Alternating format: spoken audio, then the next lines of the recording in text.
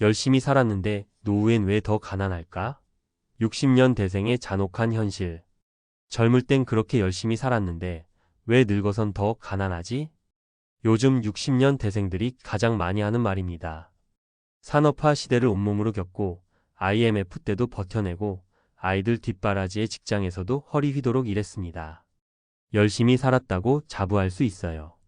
그런데 막상 정년을 앞두고 혹은 정년을 지나 은퇴 후를 맞이한 지금 은퇴금은 턱없이 부족하고 연금은 기대만큼 나오지 않으며 일자리도 마땅치 않습니다.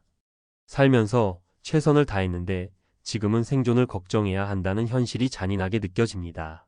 왜 이런 일이 벌어질까요? 정말 우리가 준비를 안 해서일까요? 아니면 사회 구조 자체에 어떤 함정이 있었던 걸까요? 오늘은 이 질문에 대해 같이 생각해 보려 합니다. 그리고 이 시대를 살아가는 우리 모두에게 꼭 필요한 이야기, 열심히 살았는데 왜 노후엔 더 가난한가?에 대해 사례와 함께 풀어보겠습니다. 1. 착한 가장의 착각, 자녀만 생각하다 본인 노후는 놓쳤다. 첫 번째 사례는 63년생 최 부장님 이야기입니다. 대기업에 30년 넘게 다니다 60세에 정년 퇴직하셨죠. 성실하고 책임감 있는 분으로 세 자녀를 모두 대학까지 보내느라 본인 연금 준비는 뒷전이었습니다. 내 자식만큼은 가난하지 않게 키우겠다는 신념 하나로 학원비, 등록금, 유학비까지 다 감당했습니다. 그런데 문제는 자녀들이 사회에 나갔지만 아직도 경제적으로 독립이 안 됐다는 점이죠. 결혼할 때 전세 자금 도와주고 취직이 안 된 둘째에게 매달 용돈도 주고 정작 본인은 퇴직금으로 만든 전세 보증금 빼고는 통장에 남은 게 없습니다. 열심히 살았고 책임감도 넘쳤지만 노후 준비는 하나도 안 된 상태에 지금은 아내와 둘이 월 100만 원 남짓한 국민연금으로 생활하고 건강이 허락되는 한마트 물류 아르바이트로 용돈을 벌고 계십니다. 이게 현실입니다. 자녀 뒷바라지에 올인한 착한 가장의 흔한 말로 집 한 채 믿다. 인생 꼬인 68년생 김 여사의 경우. 두 번째 사례는 서울에서 살던 68년생 김 여사님입니다. 30년 전 결혼할 때부터 집 하나 마련하는 게 목표였고 마침 강남 재건축 아파트에 당첨되며 노후는 걱정 없다고 믿으셨죠. 그런데 남편이 58세에 조기 퇴직하고 수입이 끊기자 문제가 생기기 시작했습니다. 세금은 계속 오르고 관리비도 부담되고 생활비는 줄어들지 않는데 현금이 없습니다. 결국 집을 담보로 대출을 받았고 이자 부담에 시달리다 못해 아파트를 팔고 외곽으로 이사하게 됐어요. 집 한 채면 충분하다고 믿었는데 그게 덫이 될 줄 몰랐다는 김 여사님의 말처럼 내 집 하나 있다고 안심하기엔 노후는 너무 길고 생활비는 너무 현실적입니다. 지금은 남편과 함께 경비 일을 하고 가끔은 파트타임 청소도 하면서 겨우겨우 살아갑니다. 3. 퇴직 후 할 일 없어 무기력에 빠진 66년생 이 과장. 세 번째는 IT 회사에서 27년을 근무한 이 과장 이야기입니다. 58세에 희망퇴직을 했고 퇴직금은 단단히 챙겼습니다. 남들보다 준비가 잘 된 편이라 생각했어요. 그런데 문제는 그 다음이었습니다. 하루아침에 할 일이 없어지자 무기력증에 빠지기 시작했고 술로 시간을 보내다 건강까지 망가졌습니다. 이 나이에 누가 나를 써주겠냐며 의욕을 잃었고 가족과도 대화가 줄어들었습니다. 경제적으론 괜찮았지만 정신적으로는 무너져 버린 케이스죠. 결국 이 과장은 동네 도서관 자원봉사부터 다시 시작했습니다. 몸을 움직이고 누군가에게 필요한 존재가 된다는 감각이 다시 살아났고 지금은 시니어 전문 강사로 활동 중입니다. 준비된 돈도 중요하지만 노후의 시간을 어떻게 채울지 준비하지 않으면 마음까지 병든다는 걸 보여주는 사례입니다.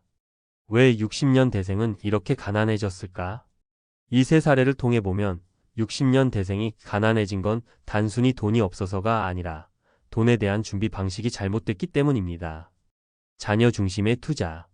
자녀에게 모든 걸 걸었지만 자녀도 경제적 독립이 어려운 시대입니다. 내가 늙어서도 도와줘야 하는 구조가 되며 노후 자산이 바닥납니다. 집 한 채 환상. 집은 자산일 뿐 매달 생활비를 주지 않습니다. 현금 흐름이 없는 노후는 위태롭습니다. 시간 관리와 소득 구조 부재. 퇴직 후 벌이가 끊기고 시간 관리도 안 되면 몸과 마음 모두 무너집니다. 소득이 적어도 내가 할 수 있는 일이 있는 구조를 만들어야 합니다. 어떻게 해야 할까?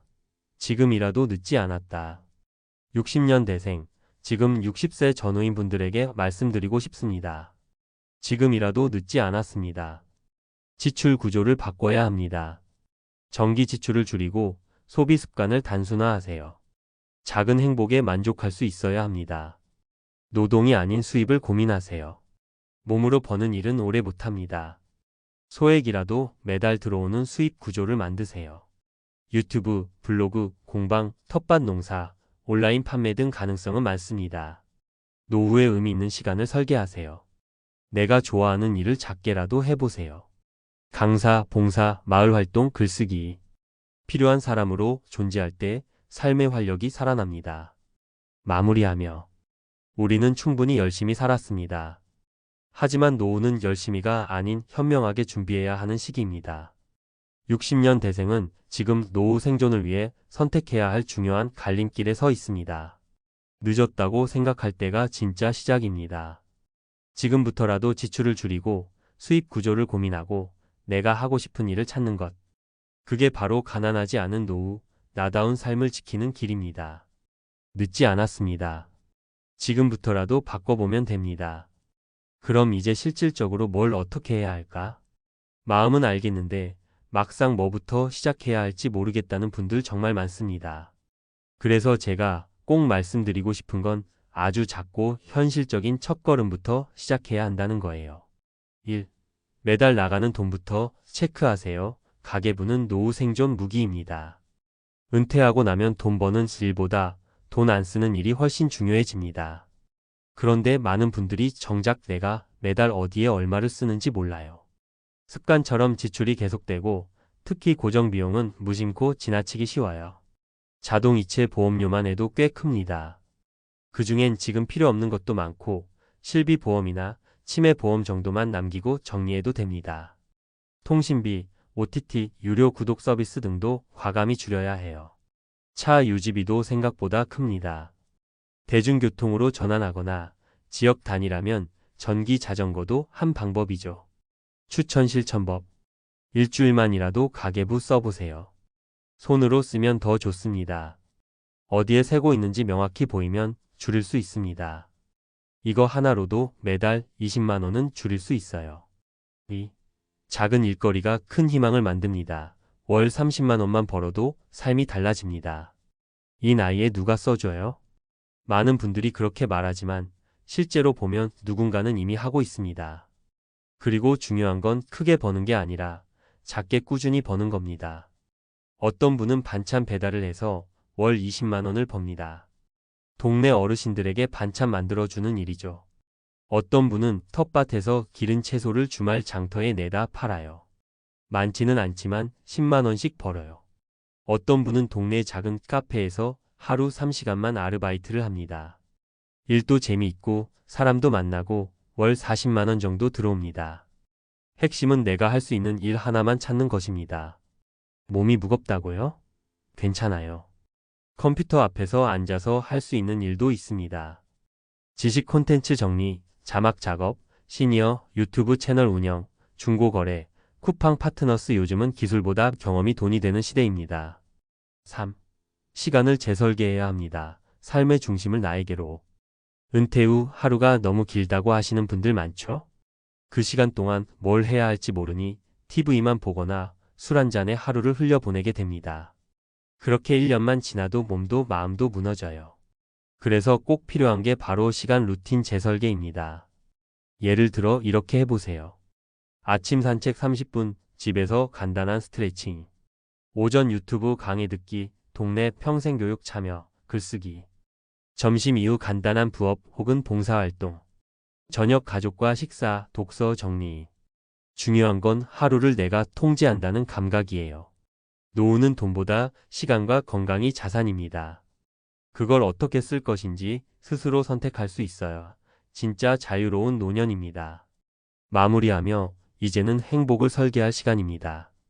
60년 대생 여러분, 우린 정말 열심히 살았습니다. 세상을 바꾸고 가족을 지키고 국가를 일으킨 주역입니다. 이제는 그 대가로 가난과 외로움을 받아들일 차례가 아니라 진짜 내 인생을 위한 시간을 설계할 차례입니다. 늦지 않았습니다. 이제라도 내 지출을 줄이고 내일을 찾고 내 하루를 설계하면 가난하지 않은 품위 있는 노후가 가능합니다. 돈보다 더 중요한 건 내가 살아있다는 감각입니다. 그 감각을 지켜줄 수 있는 작은 일, 작은 수입, 작은 성취를 지금부터 하나씩 만들어 보세요.